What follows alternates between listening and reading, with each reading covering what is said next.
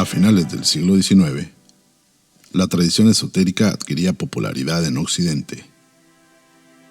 Encabezados por H. P. Blavatsky, quien junto con el coronel Henry Steele Olcott fundan la Sociedad Teosófica. Muchas de las enseñanzas fundamentales de la teosofía se encuentran en las cartas transmitidas por dos maestros de sabiduría. Los Mahatmas son maestros de alto rango en la escuela de la vida. Son personas evolucionadas que han alcanzado un conocimiento directo y un dominio sobre las leyes del universo, evolucionando hacia una conciencia de su potencial espiritual y a otros planos del ser. Movidos por la compasión hacia toda la raza humana, los maestros estaban interesados en comunicar su conocimiento al mundo. Muchas de sus enseñanzas de contenido metafísico y filosófico se encuentran en la extraordinaria correspondencia de estas cartas enviadas por los maestros a Alfred P. Sinnett en 1883.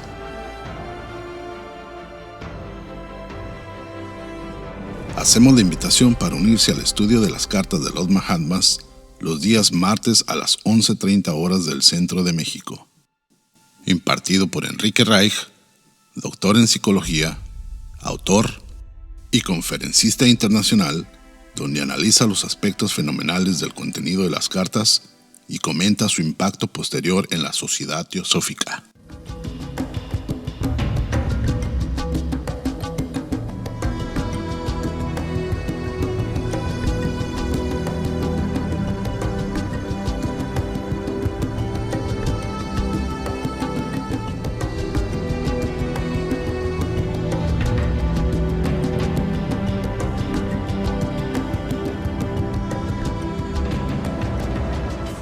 Bueno, chicos, pues prácticamente vamos a empezar ya para cerrar la carta 30. Faltaba muy poco para cerrarla y empezar con la carta 31 y un pequeño repaso que vamos a hacer de los temas de las cartas. Entonces vamos a arrancar con la invocación de Radha. Hay una beatitud y un poder más allá de nosotros mismos que viene en ayuda de aquellos que están preparados para recibirlo. Nos dirigimos respetuosamente hacia aquella beatitud, aquellas grandes fuentes de las cuales emanan incesantemente la fortaleza y la inspiración, hacia todos los que estamos resueltos a abandonar el yo personal para desarrollarnos, aprender y compartir fraternalmente y sin reservas. Radha Burmia. Nos dirigimos también con respeto a los grandes seres de luz infinita, las divinidades que ayudan a la humanidad, a los amados Mahachohan y maestros de sabiduría. Pedimos su auxilio para comprender lo oculto. Permítanos trazar un puente que nos bendiga y nos facilite la inspiración apropiada. También nos dirigimos a nosotros mismos, a nuestros yoes superiores. Seamos como el estudiante fiel, que nunca pone en duda a sus maestros, que siempre los ama con devocional afecto, que siempre los admira y los respeta porque sabe que son el divino camino que a todos nos aguarda. Y bueno, nos quedan 3 slides para terminar. De hecho, ya las leí la vez pasada. Entonces, aquí está hablando el maestro acerca de que ya escuchó sobre la gran conversación teosófica y está hablando obviamente con Hume. Y dice a la mitad del párrafo: yo le ruego, buen hermano, que no considere como un reproche cualquier simple advertencia que venga de mí. Si he tratado de razonar con usted ha sido porque me vio obligado a hacerlo, así que el Mahachohan, o sea, su jefe, las consideró, las sugerencias de usted, como algo completamente inaudito, reclamaciones que a su parecer no tienen en cuenta ni por un momento. Aunque ahora puede considerar los argumentos esgrimidos contra usted como reproches inmerecidos, sin embargo, habrá de reconocer algún día que usted realmente estaba esperando concesiones que no son para nada razonables. Esto ya lo vimos.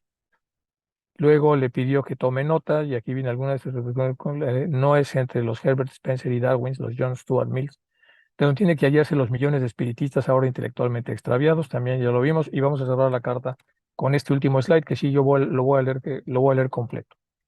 Porque, dice el maestro KH, aunque nadie debiera estar esperando agradecimiento por cumplir con su deber hacia la humanidad, aquí está hablando de algo importante, es decir, que tenemos que trabajar sin necesidad de estar esperando que se nos agradezca.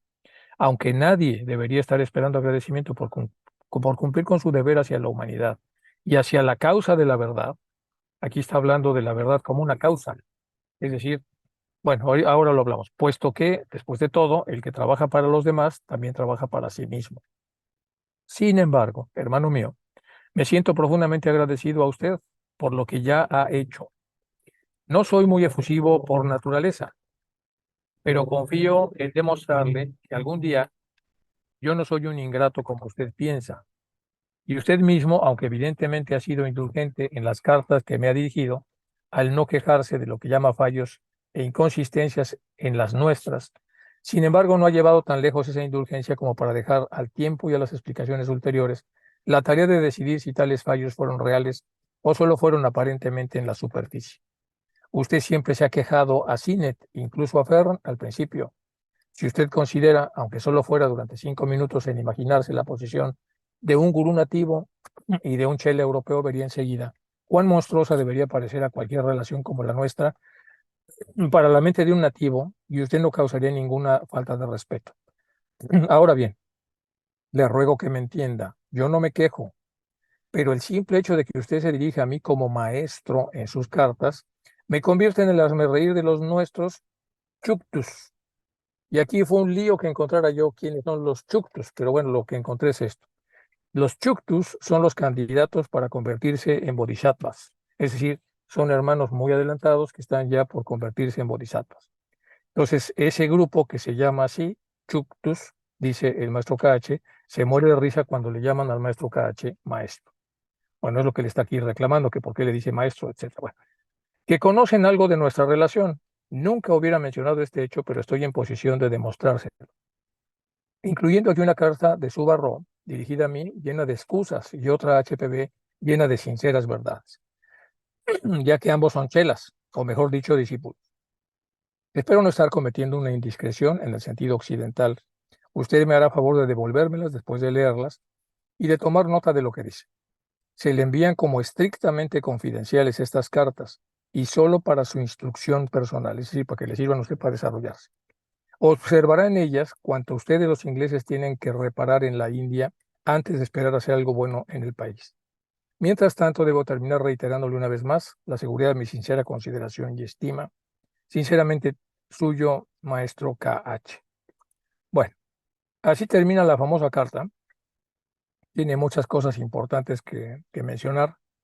La primera que está en rojo es que nadie debería estar esperando agradecimiento por cumplir con su deber hacia la humanidad. Es decir, todos tenemos un deber hacia la humanidad, hacia la unidad de vida, hacia la naturaleza, pero específicamente aquí está hablando de la humanidad. Entonces, todos tenemos la obligación de ayudar a los hermanos que están en inferioridad en desarrollo que nosotros y de solicitar ayuda para los hermanos que están en una condición superior a la nuestra y hacia la causa de la verdad. Entonces, nadie, vamos a ponerlo en la segunda parte, dice, aunque nadie debería estar esperando agradecimiento por cumplir con su deber hacia la causa de la verdad.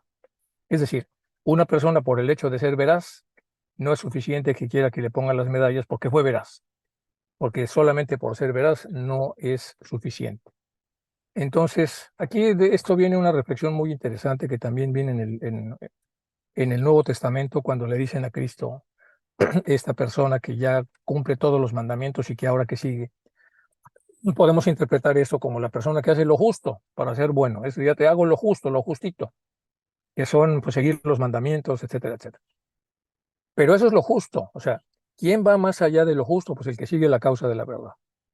Porque no es solamente estar comprometidos con no decir mentiras y tratar de conocernos a fondo, es ir a la causa de la verdad.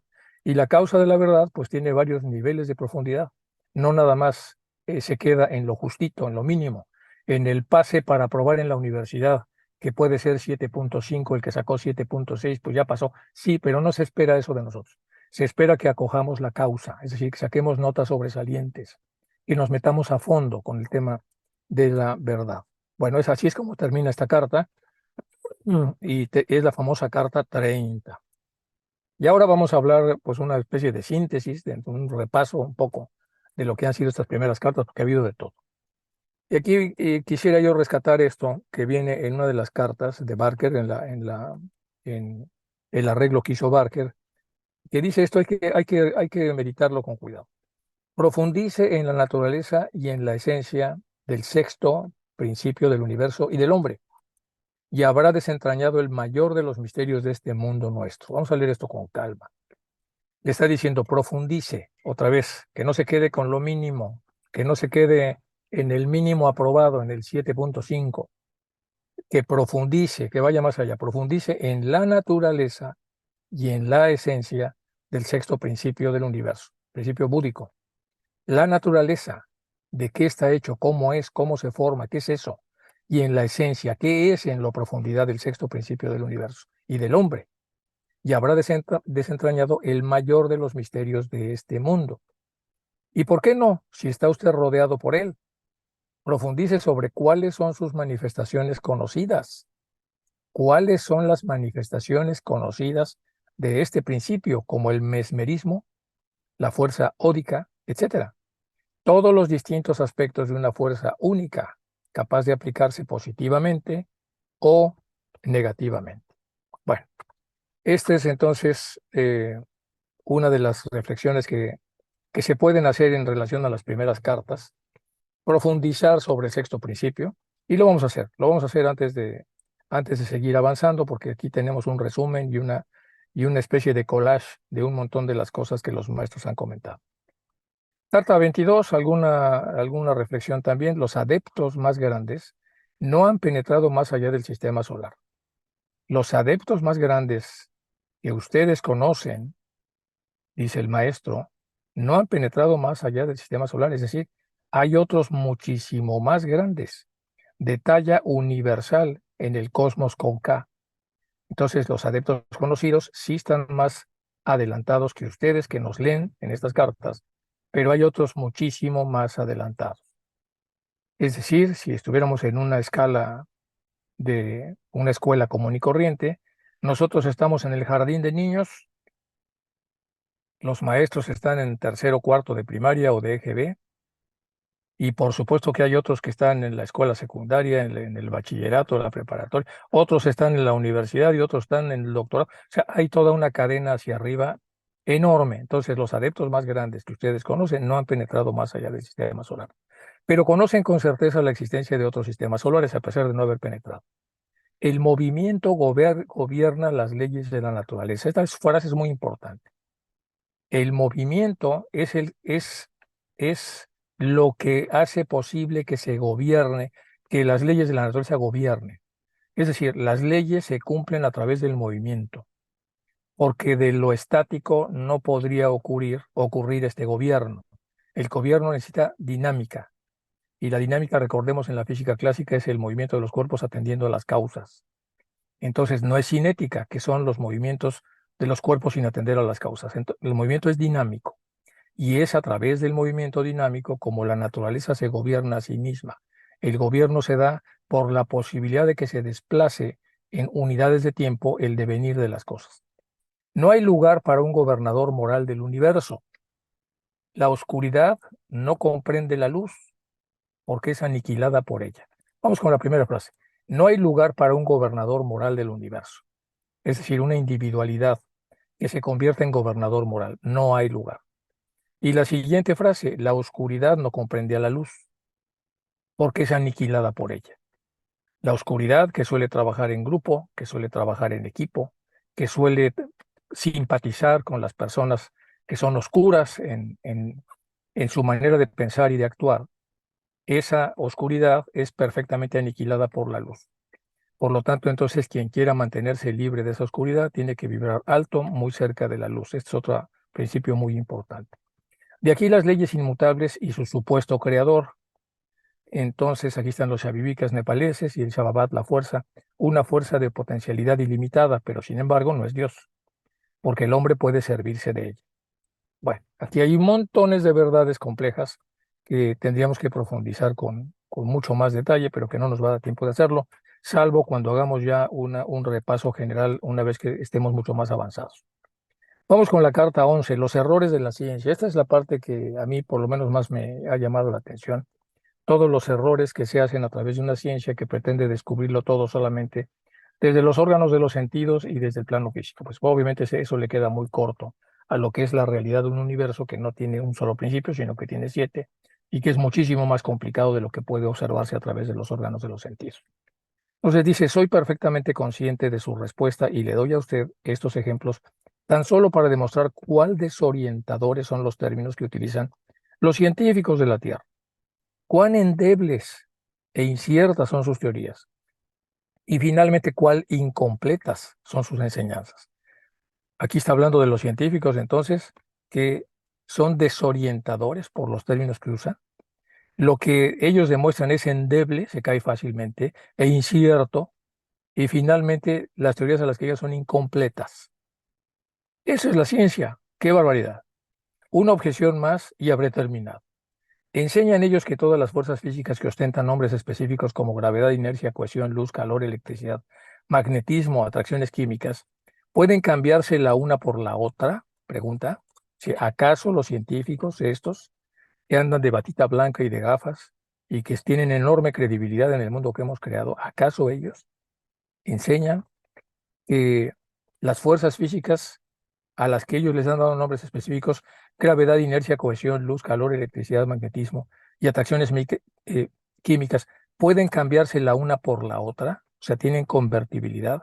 Si es así, la fuerza productora debe dejar de existir a medida que la fuerza producida se pone en manifiesto. Y esto es muy importante. ¿Por qué es muy importante? Cuando uno aprende algo en la parte teórica, y si uno se eterniza en la parte teórica, uno no puede pasar a lo práctico. Pero cuando uno pasa a lo práctico, lo teórico ya no tiene sentido. Lo teórico era para pasar a lo práctico. Es el consecuente del antecedente. Para que yo pueda aprender a hacer algo, necesito un antecedente que es el conocimiento. Y eso me sirve para empezar a probarlo, el conocimiento. Y ese es el consecuente. Pero el consecuente automáticamente anula el conocimiento. Ahora es un conocimiento vía experiencia, no es un conocimiento vía teoría. Y es más o menos lo que está diciendo aquí el maestro. Dice, la fuerza productora debería dejar de existir a medida que la fuerza producida se pone de manifiesto. Ya no es necesaria la fuerza productora, puesto que ya se movió todo hacia lo manifestado. Bueno, una bala de cañón disparada se mueve solo en virtud de la fuerza inherente de su propia inercia. En el punto del impacto produce calor, porque se detiene en seco, y muchos otros efectos. Pero la fuerza de su inercia no se ha visto reducida en lo más mínimo. Se requeriría tanta energía para lanzarla de nuevo a la misma velocidad como la que hizo falta la primera vez. Podemos repetir la experiencia miles de veces y mientras la cantidad de materia siga siendo la misma, la fuerza de su inercia será también la misma en cantidad. Lo mismo ocurre en el caso de la gravedad. Un meteoro cae y produce calor. Se responsabiliza a la gravedad de eso y sin embargo la fuerza de gravedad que interviene en el cuerpo caído no ha disminuido. La atracción química atrae y mantiene unidas las partículas de materia y su colisión produce calor. Bueno, aquí empieza el maestro entonces a explicar cosas que en la ciencia se ven como muy interesantes, pero de pronto la ciencia se queda incompleta, porque supone a la hora de ver la realidad con los sentidos físicos, que cuando una partícula física se ha detenido, se han terminado las fuerzas que la habían movido. Y eso no es así, las fuerzas siguen activas por lo que dice aquí el maestro. Bueno, aquí es todo un tema. Esos temas habremos de analizarlos un poco más adelante. Bueno, vamos a ver algunos temas de que hasta dónde se puede saber un poco más estos temas. Vamos a hablar de la luz. Aquí el maestro hablaba de varios, entonces vamos a hablar un poco de la luz. Cuando la luz encuentra un obstáculo en su camino, la luz, un haz de luz que sale disparado, choca contra la superficie de ese obstáculo y una parte se refleja, es decir, tiene un impacto, la luz trae su propia inercia, choca y no se la traga el objeto, sino que la refleja. Si el cuerpo es opaco, el resto de la luz será absorbida. Si es transparente, una parte será absorbida, como el caso anterior, y el resto atravesará el cuerpo transmitiéndose. Así pues, tenemos tres posibilidades: reflexión, transmisión, refracción y absorción. Ojo, esto es ciencia, no es teosofía. En la teosofía el maestro dijo que esto se entiende incompleto. Vamos con la reflexión. Es un fenómeno que se produce cuando la luz choca contra la superficie de separación de dos medios diferentes. Esto es pura ciencia, ya sean gases como la atmósfera, líquidos como el agua o sólidos. Está regida por la ley de reflexión. La dirección en la que sale reflejada la luz viene determinada por el tipo de superficie. Si es una superficie brillante o pulida, se produce la reflexión regular en la que toda luz sale de una única dirección. Si la superficie es mate y la luz sale desperdigada en todas direcciones, A eso se le llama reflexión difusa. Y por último está el caso intermedio, reflexión mixta, en la que predomina una dirección sobre las demás. Bueno, esto es entonces lo que en la física clásica se observa. ¿Por qué es importante que lo veamos? Cuando se nos dice que el yo superior es un rayo cuyo reflejo es el yo inferior, reflejo, sombra, tenemos que utilizar, si queremos hacer la explicación, lo que nos dice la física clásica, o tenemos que esforzarnos en tratar de entender lo que nos dice el maestro Kachi aquí. Es decir, que las fuerzas permanecen vivas, solamente que desde el punto de vista de observacional, aparentemente, todo se ha detenido. Bueno, y aquí tenemos el espectro luminoso, ya sabemos que hay una mayor vibración hacia los colores que están más hacia arriba, aquí aparece el espectro, y una menor vibración hacia abajo. Entonces tenemos aquí los espectros y aquí las longitudes de onda. Se pueden ver en hertz o se pueden ver en niveles de vibración, se pueden ver de diferentes formas. Y aquí tenemos entonces los rayos cósmicos, los gamma, los rayos X, los ultravioleta, que tienen obviamente frecuencias mucho más altas, luego infrarrojo, radar, FM, televisión, onda corta, radiodifusión, transmisión de energía eléctrica. Bueno, esto es lo que la ciencia, estirándose todo lo que puede, más o menos nos puede enseñar. Y tenemos que combinarlo con lo que dicen los maestros porque se supone que esto es incompleto. Y vamos con los temas de refracción y de sombra. Tenemos entonces la fuente emisora de luz, que es el Sol, le pega entonces a una superficie semimate, que es la Luna, y la Luna refleja. La Luna entonces es femenina a la hora de recibir el Sol, es decir, absorbe, pero también refleja, es hermafrodita. Y a la hora de reflejar, entonces la luz aquí se convierte otra vez en fecundadora, igual que el Sol. Es fecundador primario, la Luna es fecundadora secundaria, porque la parte de sol, de luz que refleja, la hace convertirse en fecundadora. Y esa luz se va sobre un lago, y el lago vuelve a ser femenino porque recibe la luz, pero también la refleja. Y la parte que refleja el lago vuelve a ser fecundadora. Entonces, aquí es una fecundación terciaria. ¿Cuál es la diferencia entre la fecundación terciaria, la secundaria y la primaria? Pues una barbaridad. No es lo mismo la luz reflejada en la superficie de un lago y que en el momento en el que es reflejada se convierte en fecundadora porque genera iluminación, que la que da sobre la luna llena, y esa tampoco ni de lejos es igual a la luz que emana del sol. Y aquí están las leyes de refracción que más o menos explican eso dentro de la ciencia, pero más allá de las leyes de refracción hay muchos misterios que no están todavía desentrañados y que podríamos ver un poco más adelante cuando lleguemos a la carta 50. Voy a hacer otra pausa para que podamos ver con más detalle lo que los maestros aquí comentan. Vamos a continuar. Tenemos acá el yo superior, rayo original, tenemos acá el yo inferior, rayo reflejado. Si podemos hacer una fotografía es esto, el yo superior viene de la parte búdica y de la parte átmica, que es un rayo junto con la totalidad, y por lo tanto como rayo que proviene de la totalidad, podríamos también hacer una explicación monádica, pero hagámosla desde el punto de vista de rayo para seguir un poco la inercia de lo que está comentando el maestro. Entonces tenemos este rayo que es un rayo superior y tenemos a su sombra o su refracción, que sería el rayo inferior. Los dos son mente, pero esta es una mente mucho más oscura, reflejada, con mucho menos esencia, y este es un rayo mucho más puro, mucho más elevado. Y esto nos da varias posibilidades de emisión fecundadora. La parte es el budimanas, después el mana superior, después la porción inferior del mana superior, luego la porción más inferior de ese rayo absoluto, que se junta con la porción más elevada de la porción reflejada en la parte de abajo, y luego el kama manas. Bueno, esas son todas las alternativas que tiene el pensador. Y cada decisión, cada pensamiento, cada palabra o cada obra que hacemos tiene una ubicación dentro de este contexto. Entonces, un buen ejercicio es saber en relación a lo que estamos pensando, lo que estamos diciendo, o lo que estamos haciendo, como hacen los budistas, saber en dónde va. Y vamos a suponer que nosotros hemos elegido un tipo de vibración de aquí, de esta zona, que pertenece más al yo inferior, la porción más alta, pero al final de cuentas es yo inferior. Y tenemos que empezar a ver cómo hubiera sido ese pensamiento si lo espiritualizo. Es decir, si lo hago vibrar más alto, ¿cómo sería ese pensamiento hacia arriba? ¿Cómo sería ese pensamiento hacia abajo para que vea yo el menú completo? Y entonces mi pensador pueda elegir con mucho mayor sabiduría qué es lo que quiere poner o en dónde se quiere ubicar a través de ese pensamiento. Bueno, aquí es más de lo mismo, aquí con la mente superior, el maestro, el niño natural, el travieso, la mente inferior, el kamamanas, es lo mismo prácticamente, solo que aquí con la fraternidad, que es unidad amistosa, o la antifraternidad, que es división enemistante, están en las porciones del yo inferior y aquí están las porciones del yo superior. Aquí entonces viene la primera parte de lo que hace el pensador, que es evaluar las opciones, pero si las opciones están cargadas solamente abajo, ¿no? Es decir, no tiene mucho menú para escoger, pues va a ser entre lo menos malo de lo malo. Pero si tiene un menú completo, será entre lo bueno y lo malo, como dice Krishnamurti un poco en A los pies del maestro.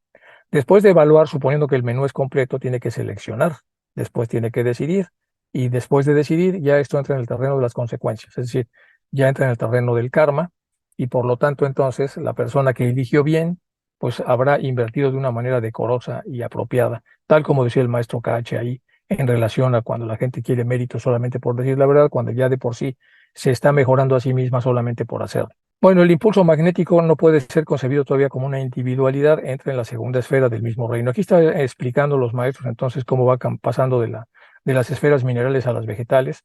Hay una desaceleración y hay un cambio. Y ese cambio requiere una enorme cantidad de energía que le llaman impulso magnético, etcétera, etcétera. Bueno, entonces, sin recibir ningún nuevo impulso de fuerza creadora que venga de lo alto, su carrera alrededor del ciclo de mundos como principio mineral ha desarrollado algunas nuevas atracciones o polarizaciones que llevará a asumir la forma vegetal más inferior. Es decir, todo lo que fue un enorme adelanto mineral le va a alcanzar para entrar en las porciones más inferiores de lo vegetal, porque lo vegetal ya sería un reino superior a lo mineral, y es más o menos lo que está aquí, que habíamos visto. Entonces, aquí nos esforzamos para llegar al máximo del tercero de Jardín de Niños, y si nos alcanza, entramos en la porción más baja del cuarto de Jardín de Niños en caso que lo hubiera. Es decir, en la porción más baja de lo que sigue, y nosotros salimos de la porción más alta de donde estamos. Y eso se va a cumplir pues, prácticamente en todas las condiciones y en todos los casos. Bueno, luego viene un poco de la evolución de los mundos, lo vamos a pasear un poco más adelante. La maduración progresiva de un ser humano que va pasando, obviamente, de los niveles, desde el 7, del 5, del 4, baja, regresa, baja, regresa. ¿Por qué baja? Porque va a la porción inferior del mundo subsiguiente o de la esfera subsiguiente o del nivel subsiguiente de conciencia, y a partir de ahí se esmera, se esfuerza se esfuerza hasta llegar a la parte más alta, y una vez llegada a la parte más alta, vuelve otra vez a zambullirse en la porción más baja hasta conocerlo, y así es como vamos todos de alguna manera madurando y creciendo. Bueno, esto se llama inversión mixta. Tenemos de un lado algunas religiones como el cristianismo, la teosofía, el pensador, la imagen, fama, y luego tenemos los condicionamientos. Y este es un menú completo. Entonces, ¿en qué nos apoyamos? En la imagen y en la fama, nos apoyamos en los condicionamientos, nos apoyamos en alguna religión en la que creamos y en la que hayamos sido desarrollados, o nos apoyamos en la teosofía, y entonces aquí hay diferentes formas de resolver esta situación. Entonces, el dilema primario. Y esto estamos hablando de George Wilde. Su ego superior estudia medicina para servir a los enfermos, Wilde. Ego inferior estudia medicina para ganar fama, nombre y fortuna. Es decir, tenemos una misma decisión, pero tiene dos sentidos. Una parte es para servir a los enfermos, esa es la causa que dicen los maestros. Para eso estudio medicina.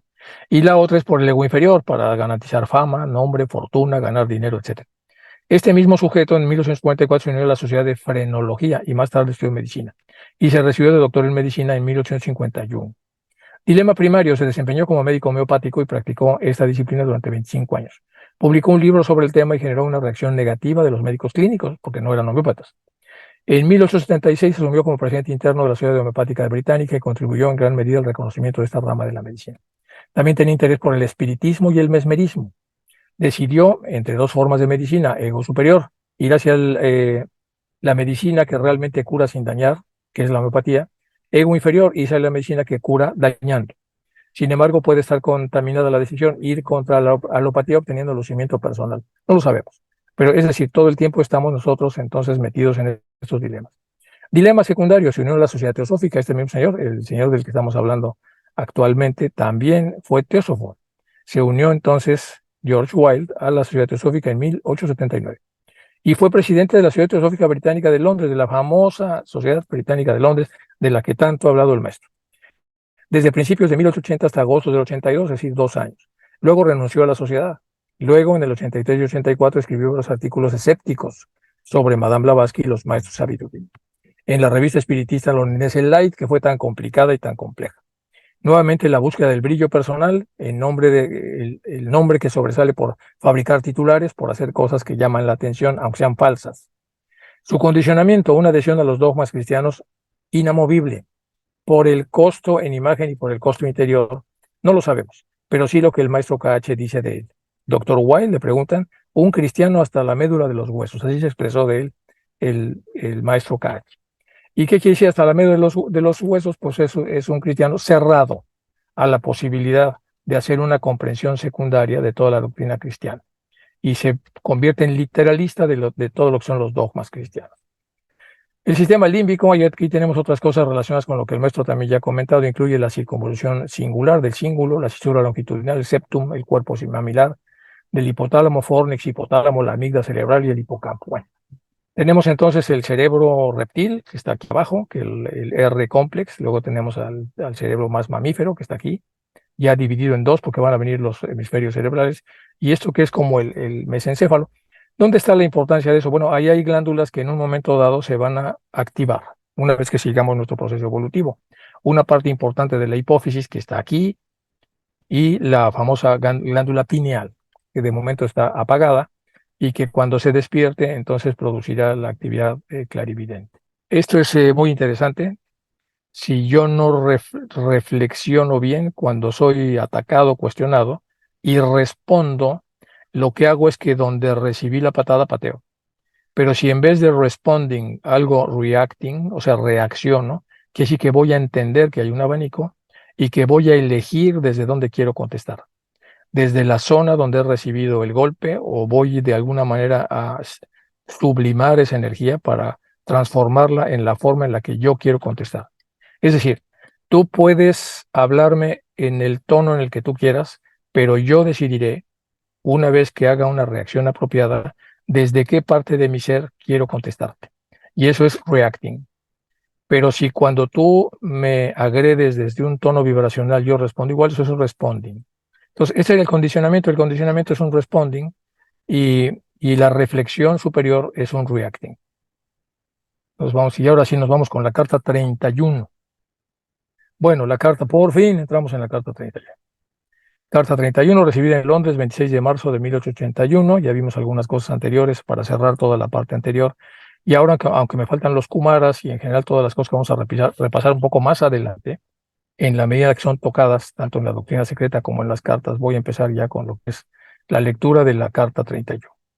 Bueno, es desde las profundidades de un desconocido valle, entre los empinados riscos y glaciares del Terichmir, un valle nunca aullado por los pies europeos, donde los tiempos en los que la montaña misma fue exhalada del seno de nuestra madre tierra, que su amigo le envía estas líneas, porque es allí donde KH recibió sus afectuosos homenajes, y es allí donde él intenta pasar sus vacaciones de verano. Una carta enviada desde las montañas, desde las moradas de las nieves y purezas eternas, y recibida en las moradas del vicio extraño, Cenepa, o sea, no es así.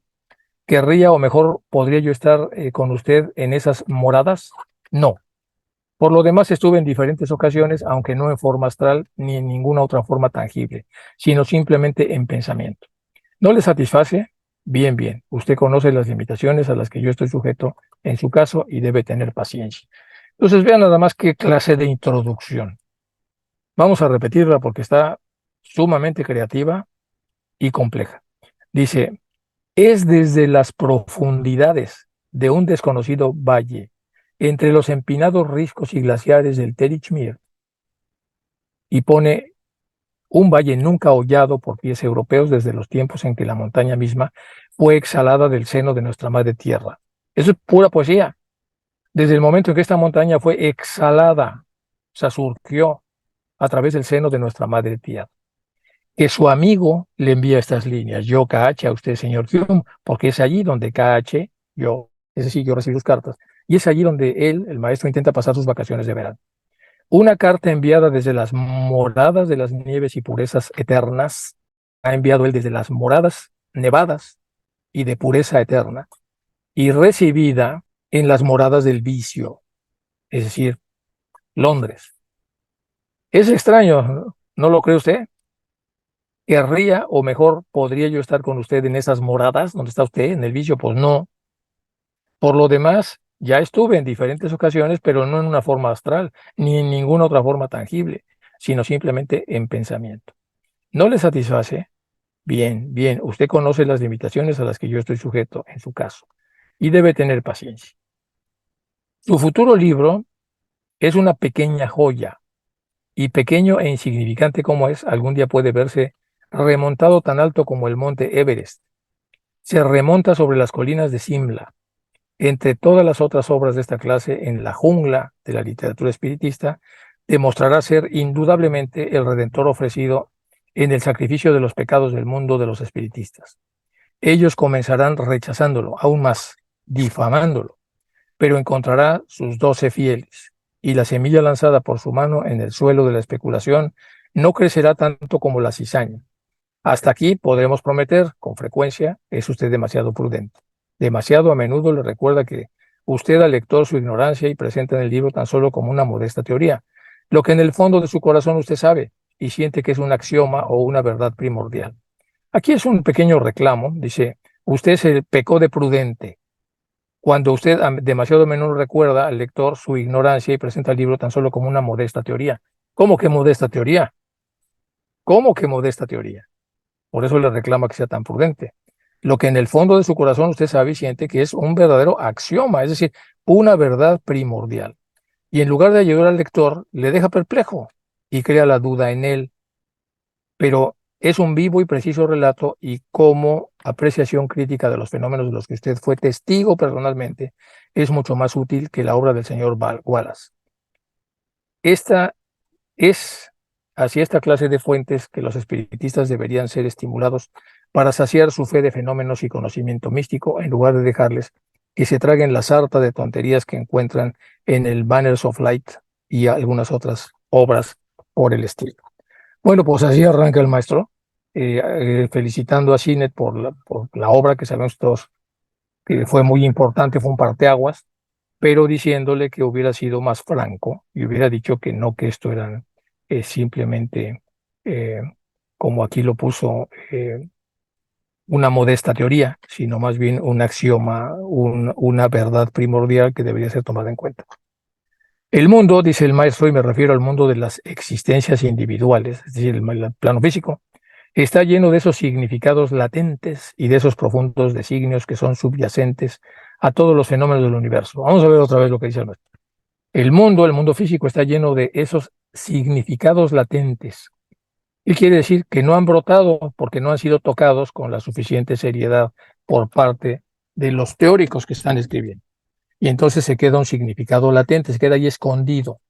Y de esos profundos designios que son subyacentes a todos los fenómenos del universo, es decir, los designios que subyacen, que están detrás de los fenómenos, y que pueden ser perfectamente explicados de las ciencias ocultas, es decir, la razón elevada a sabiduría supersensorial. Y esta es una frase increíblemente perfecta. Sabiduría supersensorial, que está por arriba de los órganos de los sentidos. Hay una sabiduría, hay una realidad que está por arriba de los sentidos y eso se llama sabiduría supersensorial. Es la única que puede facilitar la clave con la cual se pueda descubrir el intelecto, esos significados y esos propósitos. Créame, en la vida de un adepto llega el momento en el que todas las dificultades por las que ha pasado son 1000 veces recompensadas. Para adquirir un mayor conocimiento ya no tiene que recurrir a un minucioso y lento proceso de investigación como pasa en el mundo de las formas y en comparación a diferentes materias, sino que se le concede una instantánea e implícita percepción de toda verdad primordial. Por intuición, automáticamente cierra una gestalt y entiende todo. Habiendo pasado la etapa de la filosofía que sostiene que todas las verdades fundamentales han surgido de un impulso ciego, esta es la filosofía de sus sensacionalistas y positivistas. Y dejando muy atrás esa otra clase de pensadores, los intelectuales o escépticos, que sostienen que las verdades fundamentales se derivan solo del intelecto y que nosotros mismos somos las causas únicas que las originan. El adepto ve, siente y vive de la misma fuente que todas las verdades fundamentales. La esencia espiritual universal de la naturaleza Shiva, el creador, el destructor y el regenerador. Igual que los espiritistas actuales han degradado el espíritu, así los hindúes degradaron la naturaleza con sus conceptos antropomórficos de la misma. Solo la naturaleza puede encarnar el espíritu de la contemplación sin límites, absorto en la absoluta autoinconsciencia del yo físico, sumido en las profundidades del verdadero ser, el cual no es un ser, sino la vida eterna y universal. Toda su forma tan inmutable y blanca como las perpetuas cumbres nevadas del Kailash, donde se sienta más allá de toda ansiedad, de todo dolor, más allá del pecado y de las cosas del mundo, un mendigante, un sabio sanador, el rey de reyes, el yogi de yogis, tal es Shiva, ideal de los yogas astras, la culminación de la sabiduría espiritual. Oh vosotros, los Max Müllers, los Monitor Williams, ¿qué habéis hecho con nuestra filosofía? Por estar atornillados, aunque no lo dice el maestro, por estar atornillados al mundo de las formas y no saber pasar, transmutarse, crear, brincar y meterse en el mundo abstracto. Pero usted difícilmente puede esperar disfrutar o ni siquiera comprender la mencionada panerosis de nuestras enseñanzas. Perdóneme. Rara vez escribo cartas y cuando estoy obligado a hacerlo, sigo mis propios pensamientos antes que tenerme estrictamente al tema que debería tener presente.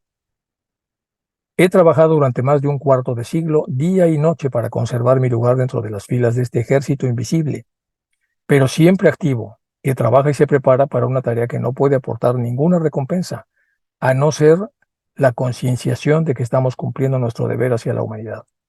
Y al hallarle a usted en mi camino, no he intentado alistarlo, no tema, porque eso sería imposible, sino simplemente atraer su atención, excitar su curiosidad, sino sus mejores sentimientos, hacia la única y sola verdad. Usted demostró ser leal y sincero y ha hecho lo mejor que ha podido. Si sus esfuerzos enseñan al mundo, aunque solo sea una simple letra del alfabeto de la verdad, esa verdad que en otro tiempo invadió a todo el mundo, su recompensa no le será negada. Y ahora que usted se ha reunido con los místicos de París y de Londres, ¿qué piensa de ellos? Pregunta. Siempre suyo, maestro Cache, sincerely yours, es lo que pone, por eso es que siempre la traducción viene así. Postdata, nuestra desventurada vieja dama, es decir, Blavatsky, está enferma. El hígado, los riñones, la cabeza, el cerebro, las piernas, todos sus órganos y miembros se resienten y se burlan de sus esfuerzos por ignorarlos. Uno de nosotros tendrá que arreglarla, como dice nuestro digno señor Olcott, o ella la pasará muy mal. Y aquí viene otra información interesante para nosotros, la enorme cantidad de tiempo que requerían los maestros para estar de alguna manera sanando a Blavatsky, debido a que Blavatsky se malpasaba continuamente para hacer pues todo lo que ya en ese momento venía haciendo. Las correspondencias, de trabajar los temas relacionados con la vida teosófica y encima escribir las obras con la profundidad y complejidad que fueron tanto Isis sin velo como la doctrina secreta. Bueno, esta es la carta 31. Como verán, es una carta más poética, más filosófica.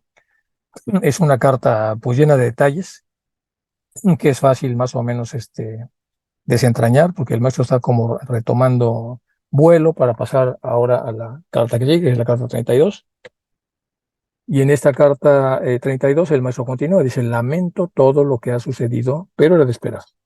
El señor Hume ha puesto su pie en un avispero y no debe quejarse. ¿Qué quiere decir? Pues que él se lo ha ganado. Puso el pie en un avispero y ahora ha sido picoteado por todos lados. Si mi confesión no ha alterado sus sentimientos, estoy resuelto a no influir en usted y por lo tanto no me cuidaré de su modo de averiguar cómo se le presenta el asunto, amigo mío. Y si usted no está por completo disgustado con nuestro sistema y procedimientos, en resumen, si todavía su deseo continuar la correspondencia y aprender, hay que hacer algo para controlar la irresponsable benefactora. Impedí que ella enviara a Hume una carta peor que la que le estoy escribiendo a usted. Yo no puedo obligarla a que transmite las cartas que él me escribe a mí, ni las que yo le escribo a él. Yo no puedo obligarla a que transmite las cartas que él me escribe a mí, ni las que yo le escribo a él, puesto que ya no me es posible confiar en Fern, el dichoso Fern del que ya hablamos un montón, y que difícilmente se podría sacrificar, con algún sentido de justicia, a un hombre enteramente capaz de apreciar ningún servicio prestado, excepto los suyos. ¿Qué hemos de hacer nosotros en este caso, puesto que nosotros mismos nos hemos mezclado con un mundo exterior? No tenemos derecho a reprimir la opinión personal de sus miembros individualmente, ni de evitar sus críticas, por desfavorables que no sean. De ahí la orden formal a HPB para que publique el artículo del señor Hume. Solo que, como quisiéramos que el mundo conociera los dos aspectos de la cuestión, hemos permitido también que la protesta conjunta en The Theosophist de Subarró, Damodar y otros cuantos chelas más. A continuación de la crítica que él hace de nosotros y de nuestro sistema, está hablando de Hume, yo le di a usted únicamente indicaciones de lo que en algún momento escribiré más detalladamente. Piense usted, entre tanto, en las dificultades que se encuentran en nuestro camino, y si la amistad de usted hacia mí es sincera. No hagamos que nuestras cadenas se vayan estrechando y haciéndose más pesadas a medida que forcejeamos con ellas. Por mi parte, me arriesgaré voluntariamente a que se me considere un ignorante si se contradice y a ser criticado en letras de imprenta en términos desmesurados por el señor Hume, siempre que usted aproveche la enseñanza y que de tiempo en tiempo comparta sus conocimientos con el mundo. Pero he de expresarle mis pensamientos sin desfigurarlos. Diré que no me gustaría arriesgarme de nuevo con ningún europeo que no sea usted. Como ve ahora, el contacto con el mundo exterior no solo puede acarrear dolor a aquellos que estrictamente nos sirven y descrédito para nuestra fraternidad. Bueno, nos está comentando que ha sido súper complicado estar en comunicación con los europeos, con los ingleses, por cosas que ya se han visto en las cartas anteriores. Lo dice con mucha elegancia y lo dice muy bien. No es probable que ningún asiático pueda sentirse nunca afectado por las egoístas embestidas del señor Hume. Repito, no es probable que ningún asiático pueda sentirse nunca afectado por las egoístas embestidas del señor Hume contra nosotros. Es el resultado de mi última carta y de la promesa precisa de que me escribiría con menos frecuencia y no tanto como ha venido haciéndolo. Pero estas embestidas y estas críticas que los lectores europeos tomarán como una revelación y una confesión sin sospechar nunca de dónde han surgido y por qué sentimientos egoístas fueron dictadas, es decir, están descontextualizadas. ¿Qué quiere decir descontextualizado? Que si nosotros leemos una carta del maestro reclamando una serie de cosas a Hume, pero no sabemos el contexto, parecería entonces que el maestro se ha pasado. Cuando sabemos el contexto, sabemos entonces que hay causas de sobra para que el maestro pueda escribir así. Eso es agregar contexto a las cosas. Habiendo resuelto no perder un instrumento tan útil, en cierto sentido, el Chohan, el Maha Chohan, se dejó convencer por nosotros para dar su aprobación a mi relación con el señor Hume. Yo le había dado mi palabra al Chohan de que él estaba arrepentido, de que sería un hombre nuevo, y ahora, ¿cómo podré enfrentarme a mi gran maestro de quien se hace burla, escarnio y que está siendo objeto de una ridícula inventiva del señor Hume, que le llama Ramsés el Grande y otros epítetos inadecuados por el estilo?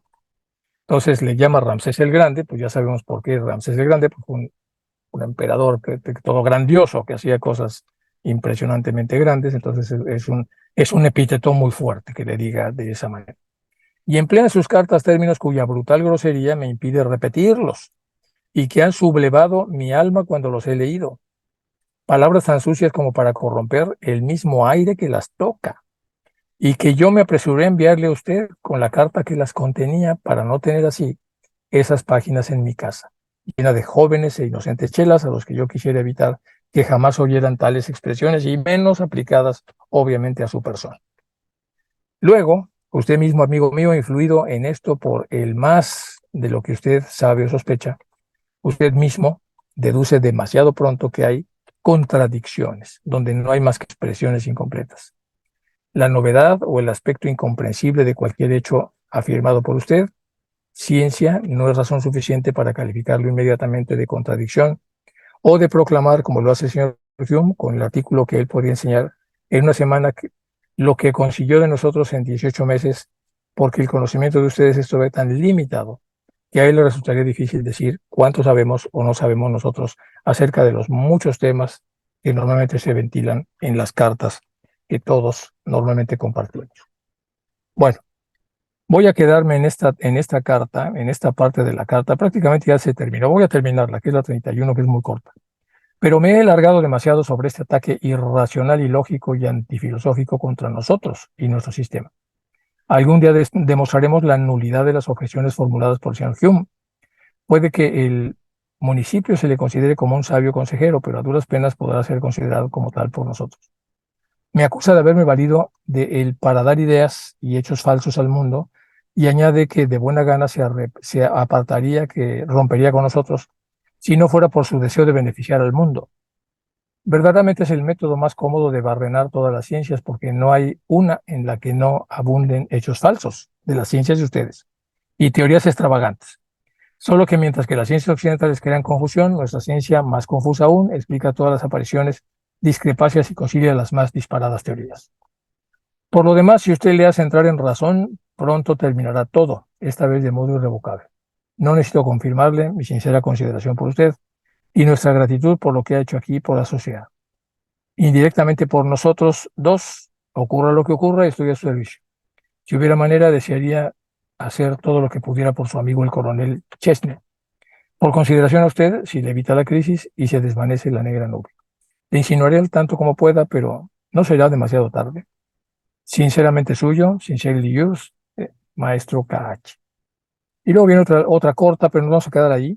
Y voy a meditar si paso o no lo de las Kumaras en el arranque de la próxima para dejar cerrada esa parte del repaso, o si ya nos vamos directamente con la carta 33 y hacia adelante.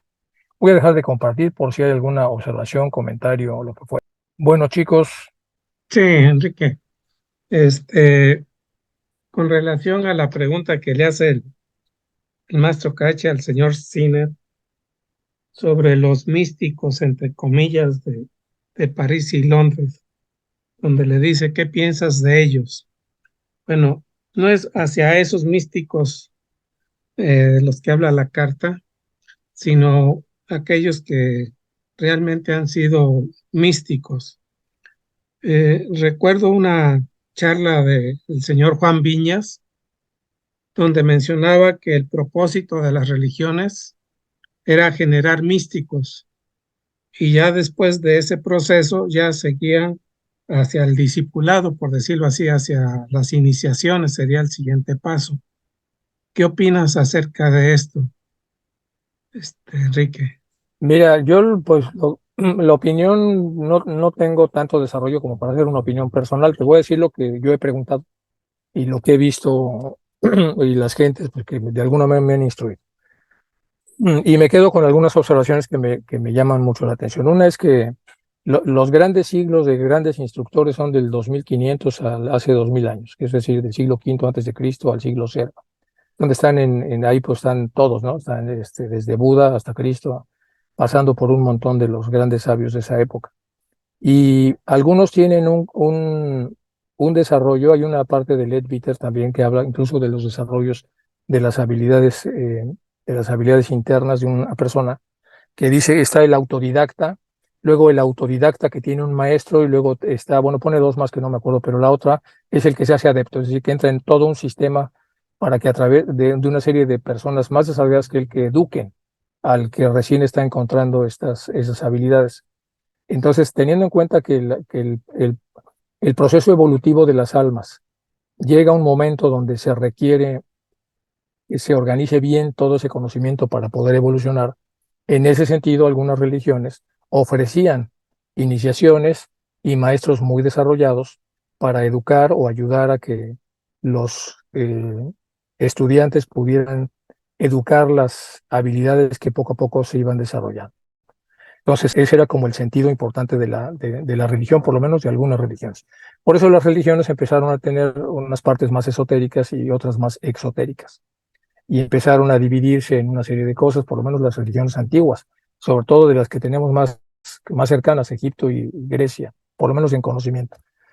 Entonces, ¿qué quiere decir? Pues ya sabemos lo que pasa. En el caso de la religión de Cristo, pues tenemos una parte de la gnosis cristiana, tenemos una parte de cómo se hacía esa religión en ese entonces, y luego cuando viene ya el emperador Constantino, que ya es otro tipo de religión, mucho más institucionalizada, y con una forma pues diferente de trabajo, y que dura pues todos los siglos de oscurantismo que conocemos hasta que llega ya el Renacimiento, la Ilustración, bueno, la Reforma primero, la Ilustración, la Reforma, la Contrarreforma, la Ilustración y luego ya toda la parte de los últimos siglos donde la filosofía más o menos se reencausa, pero yo creo que hablando ya específicamente de eso, el verdadero objetivo de las religiones serían ser verdaderos intermediarios entre el hombre que va descubriendo sus poderes latentes para poderlos conducir y desarrollar y encontrar cuáles son las prácticas que requiere para que estos poderes se vayan desarrollando y cómo encauzarlos desde el punto de vista del bien.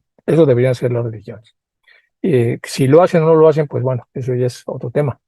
Es un tema, las religiones normalmente gobernadas por los hombres, pues tienen una variedad monumental de interpretaciones. A estoy ahora en Yucatán y fui a misa el domingo y me encontré con un sacerdote español allí en Playa del Carmen Pero lo más interesante es que los que cantaban los coros era un mariachi. Y un mariachi en la misa, y no suena mal, es sumamente creativo. La iglesia estaba a reventar a las 7 de la mañana. La gente le encantó, el cura es muy bueno, muy bueno. La interpretación que hace del Evangelio es muy profunda. Y bueno, tenemos, si preguntas de la religión, pues en la que casi todos fuimos formados, pues ves una dispersión ahí impresionante entre que hay a veces hay ministros religiosos muy buenos, con una enorme devoción, otros no tan buenos, y al final pues tienes que adaptarte prácticamente a todo. Y dentro de esa adaptación te das cuenta, bueno, todos forman parte de lo mismo, pero forman y no forman parte de lo mismo. Todos tienen en sus manos pues, la misma calidad evangélica, pero no todos hacen una lectura de la misma manera sobre la calidad evangélica. Y así te puedo comentar entonces, ¿cuál es qué hacer en el contexto occidental donde esto ha sido tan complejo?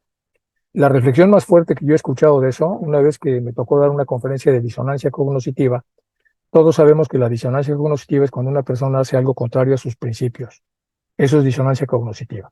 Y cuando tú haces algo contrario a tus principios, antiguamente, pues un ciudadano del mundo que tenía una religión se confesaba, y después de confesarse expiaba el pecado, por decirlo así, y se quedaba un borrón y cuenta nueva, entre comillas, bueno, obviamente con la parte kármica correspondiente. Pero lo que pasa ahora, y con los jóvenes, y es muy triste, es que no hay opciones. ¿Y qué pasa con la disonancia cognitiva? Cuando una persona hace algo contrario a sus creencias, es decir, roba cuando pensaba que era malísimo robar, o miente cuando pensaba que era malísimo mentir, esta persona antiguamente pues iba al sacerdote, lo regalaba y tal, y expiaba el pecado y podía regresar al estándar que tenía. Pero ahora que la gente no tiene auxilio espiritual, entonces, ¿qué sucede? Lo que predice esta teoría es que cuando una persona comete un acto contrario a sus creencias, si no hace nada, como el acto no se puede cambiar, lo que se cambia es la creencia, para que pueda haber otra vez una congruencia. Y entonces en la disonancia cognitiva es la tendencia a la consonancia, ya sea cuando el acto es expiado, para que la persona quede como estaba, de puro, o cuando el acto no es expiado, lo que pasa es que la creencia se ajusta al acto, es decir, la persona, por decir una mentira y no tener la manera de procesarla, ahora se hace mentiroso. Eso dice la teoría. Entonces, de acuerdo a esta lógica, trabajando alguna vez con toda la curia de franciscanos del mundo, me invitaron a uno de los libros que tenía yo publicados, y estaba ahí. Yo aprendí muchísimo de franciscanos de mucha edad, o sea, muy mayores, etcétera. Yo no tenía tantas, tendría unos 15, eso fue hace unos 15 años. Pero todas estas personas tan sabias, y te das cuenta que todos pertenecen a lo mismo, y te das cuenta que todos, dice, qué bueno si te toca una persona con tanto criterio para hablarte de ciertas cosas, porque te va realmente te va a dar un alimento monumental en el cual vas a entender todo con mucha facilidad. Y qué malo cuando no tienes todo eso a la altura de lo que solicitas. Entonces, no sé si está muy larga la respuesta que te estoy dando, pero ¿qué opino? Debería ser la religión es un intermediario entre los estratos más bajos de la fe que tiene una persona y que quiere crecer, para pasar a lo metafísico, y lo verdaderamente metafísico, donde están pues todos los hermanos mayores mucho más desarrollados. Ahora, ¿funciona? Pues yo creo que no. A veces sí y a veces no, porque depende.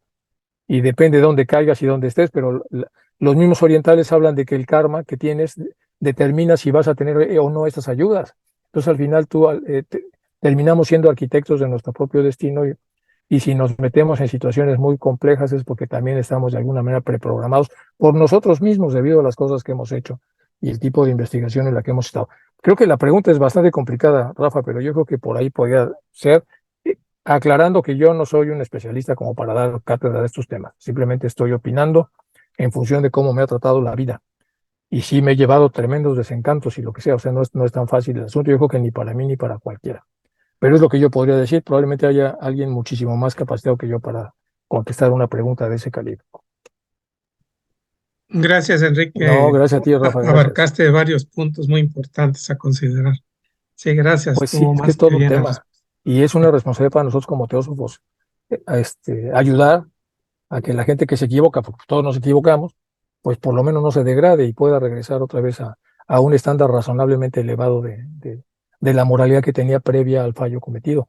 Porque si no hacemos eso, o no ayudamos a que esto pase, pues estamos permitiendo la degradación y nada más hay que voltear a la derecha y a la izquierda para ver cómo está todo, cómo está el mundo, cómo están los gobiernos, cómo está la naturaleza, lo que hacemos los seres humanos por no tener de alguna manera freno respecto a las cosas que tenemos enfrente.